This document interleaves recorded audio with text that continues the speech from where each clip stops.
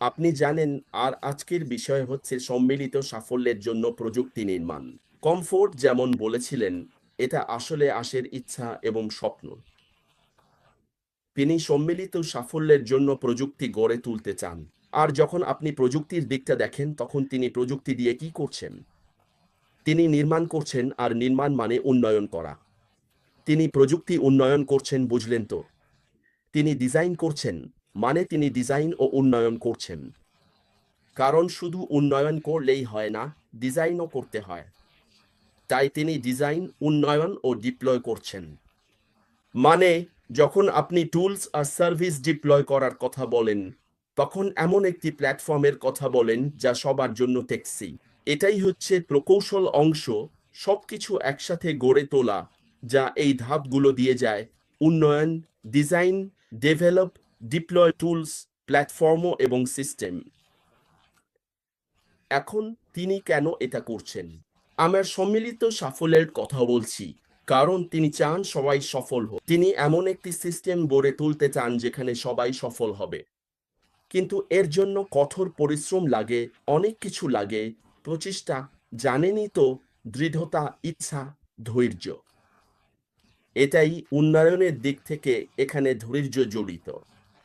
এখানে অনেক কিছু জড়িত, জানেনই তো, এবং জানেনই তো, তিনি নিশ্চিত করতে চান যেন সবাই সফল হয়। তাই অ্যাশ মুফারার মূল লক্ষ্য ব্যক্তিগত লাভ নয়, যেমন কমফোর্ট বলেছিলেন। কমফোর্ট, তিনি সম্মিলিত সাফল্যের কথা বলেছেন।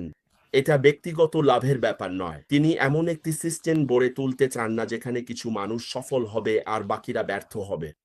তিনি এমন একটি সিস্টেম গড়ে তুলতে চান যেখানে সবাই সফল হবে। আপনি আর্থিক লাভের জন্য আসুন বা শুধু টুলস ও সার্ভিস ব্যবহার করতে আসুন, তাতে কিছু যায় আসে না। আপনি ছোট আকারের ব্যবসা হতে পারেন, এই সার্ভিসগুলো ব্যবহার করুন, আপনি খুবই সফল হবেন।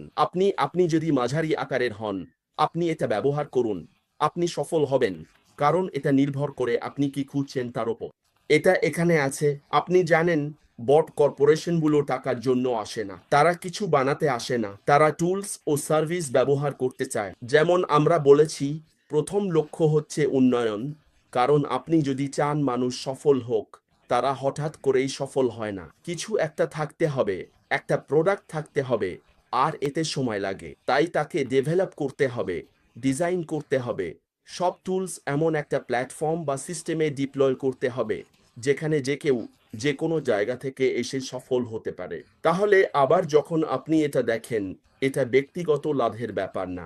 সে চায় সবাইকে ক্ষমতায়ন করতে, শুধু কিছু মানুষ বা গোষ্ঠী নয়, পুরো সমাজকেই সফল করতে চায়।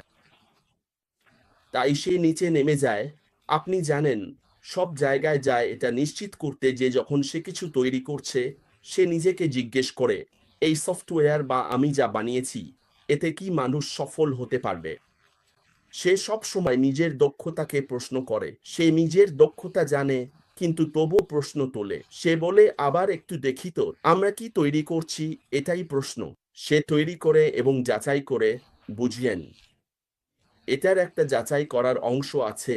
আর আছে, কি বলবো, আছে ওরা একে বলে যাচাই, ভেরিফিকেশন, এবং বৈধতা, ভ্যালিডেশন। তাই সে যাচাই করে এবং বৈধতা দেয়। যখন সে তৈরি করে, সে বলে, ঠিক আছে, কেউ কি এতে সফল হতে পারবে? সে আবার ঘুরে বলে, হ্যাঁ, আমরা যা বানিয়েছি, যেই আসুক, যে কোনো জায়গা থেকে, সবাই সফল হতে পারবে। তাই সে এটা প্রকাশ করার আগে বৈধতা দেয়, এবং খুব শিগগিরই আমরা এটা দেখতে পারবো। তাই কিছু গুরুত্বপূর্ণ বিষয় আছে যেগুলো আমি মনে করি, যখন আমি দেখলাম, আমি এই বিষয়টা দেখলাম, আমি বললাম এখানে প্রকৌশল অংশটা কি। তাই আমি প্রকৌশল দেখলাম এবং সফলতা দেখলাম। বুঝলেন তো? তাহলে সে যা করছে, সে এমন একটা প্রযুক্তি তৈরি করছে যা সবাইকে এগিয়ে নিতে পারে, সবাইকে উন্নীত করতে পারে। এটাই সেই প্রযুক্তি যা সবাইকে উন্নীত করতে পারে। মানুষ প্রযুক্তির মাধ্যমে উন্নীত হয়।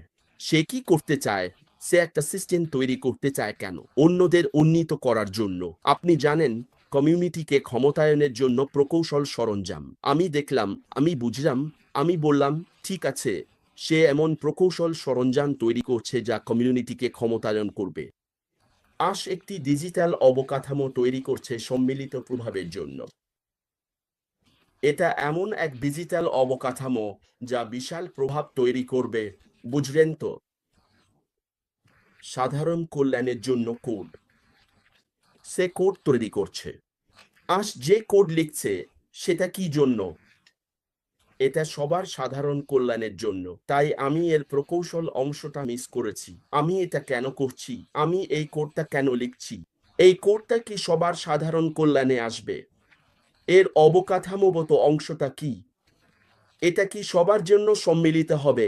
বুঝলেন তো? তাই আমি প্রকৌশল অংশটা দেখছি। যখন আপনি সফটওয়্যার ডেভেলপমেন্টে থাকেন, সফটওয়্যার তৈরি করেন, তখনও নিজেকে জিজ্ঞাসা করেন, এটাই কি ব্যবহারকারীর চাহিদা? সফটওয়্যার কি আমরা যা বলেছি সেটা করতে পারবে? অবকাঠামোটা কিভাবে ডিজাইন করা উচিত? প্রভাব তৈরি করার জন্য, বুঝলেন তো, আপনার প্রকৌশল সরঞ্জামগুলো কি করতে হবে? এমনভাবে থাকতে হবে যাতে কমিউনিটিকে ক্ষমতায়ন করে। না হলে কেউ আসবে না, বুঝলেন তো? তাই অ্যাশমুফারা এটাকে আরেক ধাপে নিয়ে যাচ্ছেন। দ্বিতীয়টি হলো টেক্সিতা, দীর্ঘমেয়াদী প্রভাব এবং নৈতিক ব্যবহারের জন্য ডিজাইন করা। তাহলে আপনি ডিজাইন করেছেন, এটাই টেকসিতার অংশ। আপনি প্রযুক্তি ডিজাইন করছেন দীর্ঘমেয়াদী প্রভাবের জন্য, কিন্তু দ্বিতীয়ত আবারও নৈতিক ব্যবহারের জন্য। আর ওরা স্কেলেবিলিটি নিয়ে কথা বলে, আমার বন্ধুরা আর ভাই সব সময় স্কেলেবিলিটি নিয়ে কথা বলে। এমন একটা সিস্টেম তৈরি করা যা যা কমিউনিটির সাথে বাড়ে, বুঝলেন তো? এটাই স্কেলেবিলিটি। এটা কমিউনিটির সাথে বাড়ে। স্কেলেবল, যখন কমিউনিটি বাড়ে, তখন কি এটা যথেষ্ট স্কেলেবল সেই জনসংখ্যা সামলানোর জন্য? এটাই ব্যাপারটা। তাই আপনি এটাকে স্কেল করেছেন যেমন কমিউনিটিতে যারা আসছে, কারণ ওটাই আমাদের কমিউনিটি। কোটি কোটি মানুষ, হয়তো লাখ লাখ মানুষ।